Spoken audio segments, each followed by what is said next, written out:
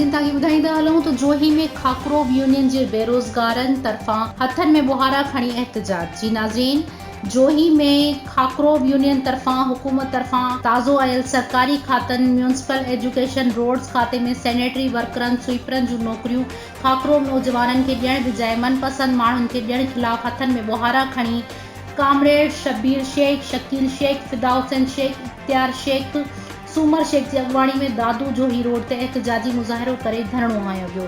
इन मौके ते मुज़ाहिरीन मीडिया सां दाहींदे चयो त समूरनि सरकारी खातनि में आयल सैनिटरी वर्करनि स्वीपरनि जी पोस्टुनि ते पंहिंजा नवाज़े करे ॿियनि बिरादरी जे नौजवाननि खे स्वीपर जूं नौकरियूं ॾेई असांजे पढ़ियल लिखियल नौजवाननि जे हक़ ते धाड़ो हयो पियो वञे। सालनि खां सरकारी खातनि ते दिहाड़ी ते स्वीपरी कंदड़ कचनि मुलाज़मनि सां नाइंसाफ़ी कई पई वञे। हिननि सुप्रीम कोर्ट ऑफ पाकिस्तान, वज़ीर आला सिंध, डीसी दादू समेत इख्तियार धड़ियुनि खां पुरज़ोर मुतालबो कयो आहे त डीसी ऑफिस, एजुकेशन खाते, म्यूनिसिपल खाते समेत समूरनि सरकारी खातनि में आयल सैनिटरी वर्करनि स्वीपरनि जी पोस्टुनि ते खाकरोब यूनियन जे नौजवाननि खे नौकरियूं ॾेई पको करे इंसाफ़ कयो वञे। ॿी सूरत में एहतजाज जो दायरो वधायो वेंदो। खाकरोब यूनियन के इंसाफ खपे, खाकरोब यूनियन के इंसाफ खपे, हक़ असांजो, खाकरोब यूनियन के इंसाफ खपे।